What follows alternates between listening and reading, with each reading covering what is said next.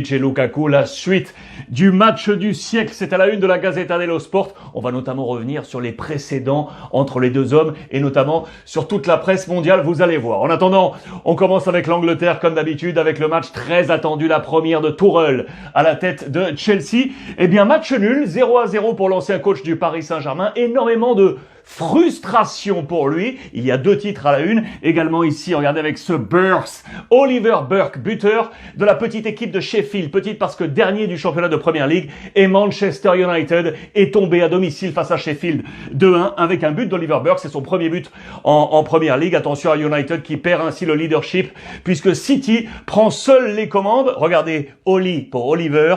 Cool Ole Gunnar Solskjaer, le voilà, le coach de Manchester United. Toujours ces jeux de mots à la une de la presse anglaise avec le patronyme du buteur de Sheffield. Et puis ce match de Chelsea. Regardez d'autres parutions d'ailleurs en Angleterre. Avec ici toujours le Oli Gone Wrong.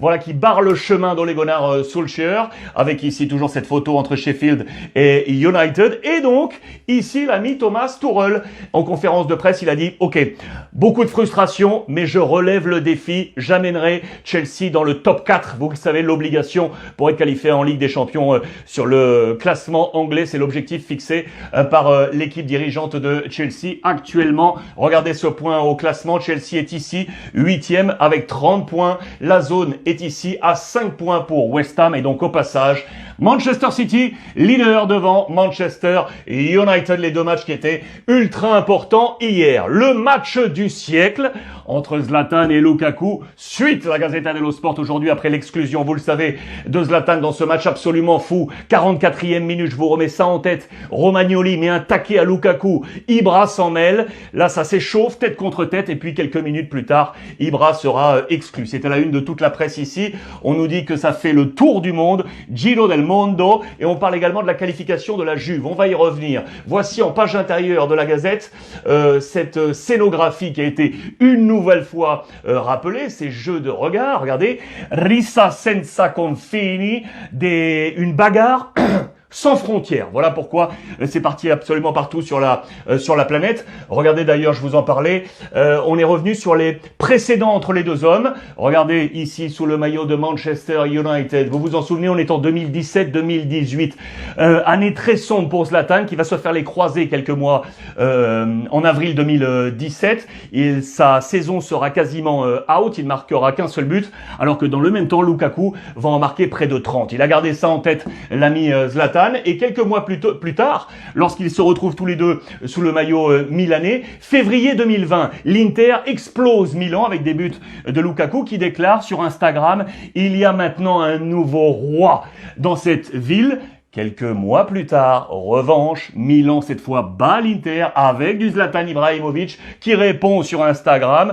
Regardez tout simplement, Milano never had a king, they have a god. Milan n'a jamais eu de roi. Elle a un dieu, cette ville. Voilà les réponses et l'échange entre les deux hommes. On adore ces histoires, vous vous en doutez. La Gazzetta dello Sport toujours avec, du coup, l'Inter qui s'est qualifié face à Milan. La nouvelle vie d'Eriksen avec une image symbole. Ce coup franc inscrit à la toute dernière seconde, alors que quelques mois plus tôt, ce fameux match de février, regardez, il avait tiré un coup franc pour son premier derby qui avait frappé le montant, le sol, puis était ressorti. La malchance d'Eriksen, cette fois la chance d'Eriksen pour sa nouvelle vie. Allons-nous garder Eriksen à l'Inter? Je vous ai posé la question hier, c'est la grande interrogation, bien évidemment posée en Italie.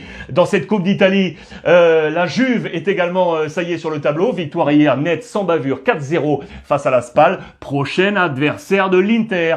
Les hommes de Pirlo qui a réussi un très très bon coup, là, avec sa formation. D'ailleurs, je vous montre le tableau de cette Coupe d'Italie. On est ici, Inter-Juve, donc attendu pour ces demi-finales. De l'autre côté, c'est l'Atalanta qui s'est qualifié face à la Lazio. Et aujourd'hui, Naples face à la Spezia. Je vous ai dit hier que du côté du Napoli, on était en danger avec Gattuso qui était en contradiction avec le président De Laurentiis qui aurait passé un petit coup de fil aux 2 anciens Mazzarri et Benitez pour éventuellement prendre la succession. Match capital pour lui en Coupe Information Serie A toujours avec là aussi le feu à Rome. Fonseca, l'entraîneur, est en ballottage défavorable et un deuxième feu couvre, vous le savez.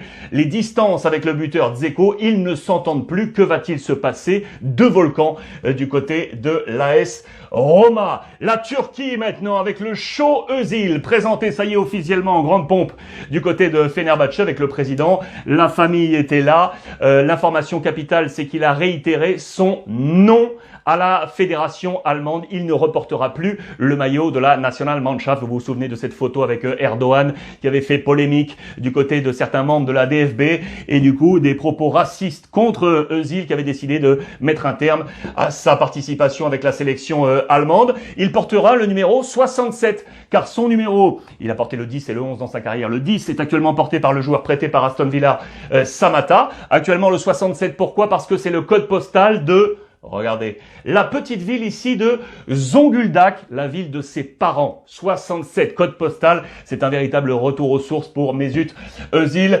Dans cette actualité turque, l'Allemagne, du coup, logiquement, avec Mesut Özil, deux infos fortes. La première ici, est-ce que Terzic, qui est actuellement en intérim au Borussia après la démission le limogeage de Favre, va-t-il résister à Marco Rose, le coach de Mönchengladbach, qui est le grand favori pour être le nouveau coach du Borussia Dortmund? Et puis ici, notre feuilleton Hertha Berlin, je vous en ai déjà parlé, où tout a été renversé, nouvel entraîneur, nouveau directeur sportif, et pour justement encadrer tout le sportif, on parle de cet homme. Va-t-il quitter Francfort? C'est l'ami Freddy Bobic, ancienne gloire également du Hertha Berlin, sa famille est à Berlin, ancien joueur. Va-t-il quitter Francfort? Il marche très très bien comme directeur sportif, il avait déjà marché magnifiquement du côté de Stuttgart. Du coup, le Hertha veut le faire venir, et regardez, ça serait pas mal, parce que l'entraîneur actuel, rappelez, Pal Dardai, le directeur sportif Arne Friedrich, ancien joueur du Hertha, avec qui ont-ils joué? Avec Freddy Bobic.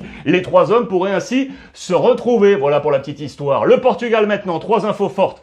Palhinha qui a reçu un carton jaune et qui normalement ne devait pas jouer le grand derby face à Benfica. Il a fait appel. Eh bien, niet, c'est mort pour lui. Il ne pourra pas jouer. Dans le même temps, Benfica qui joue en coupe ce soir face à Belenenses. On est inquiet pour Jorge Jesus.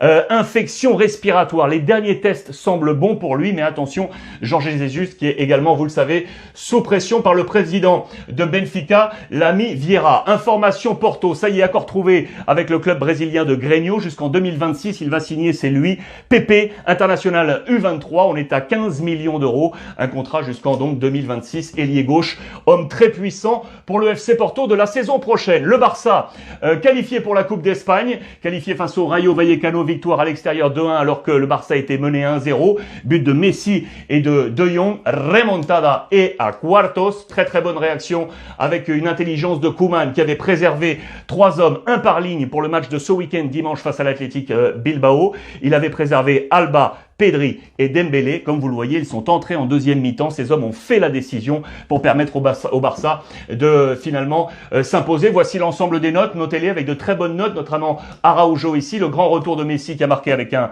8, 6 pour Griezmann et un 5 pour Clément Langlais. Les rencontres ici, les rentrées ici avec un 6 pour Dembélé, 8 pour Jordi Alba, très très bon. Et comme d'habitude, un excellent De Jong. Regardez, affaire toujours avec les élections catalanes. Ça chauffe, ça y est, entre les pré-candidats. On était plutôt dans un consensus entre Laporta, Freixa et Victor Font. Depuis quelques jours, ça y est, on se chauffe entre les trois. Tout d'abord, l'ami Font a été pris comme décision que Eric Garcia, le défenseur central de Manchester City, viendrait en juin prochain. Pas avant. Lui voulait qu'il vienne avant et il contredit les deux autres, que ce soit Freixa ou Laporta. Il assure qu'on pouvait faire venir Eric Garcia dès maintenant, que le joueur était prêt à baisser son salaire, voire l'annuler jusqu'à la fin de la saison pour venir au Barça. Et puis, échauffourée également entre Laporta et le gestionnaire actuel du Barça, Tusquets. Ça chauffe. Laporta pas content du tout des dernières décisions. Si tout semblait calme, ça y est, les élections sont en train de prendre une mesure supplémentaire côté catalan. Real Madrid, deux infos rapides. La stratégie élaborée pour essayer de faire venir Kylian Mbappé au Real. Et Odegaard, ça y est, présentation du côté d'Arsenal, discussion avec Arteta. Tout a bien marché, voilà qu'il a convaincu pour filer du côté de Londres. L'éphéméride, les amis, 28 janvier 1998, c'était l'inauguration du Stade de France. Il y a 23 ans, un énorme France-Espagne. Souvenez-vous, voici la bande alignée. C'était le plus gros rassemblement sportif en France alors, près de 80 000 personnes. Et regardez le but 1-0 signé Zizou. Il y a 23 ans pour l'éphéméride du jour, les amis. Passez une belle journée et comme d'habitude, Profitez des bons.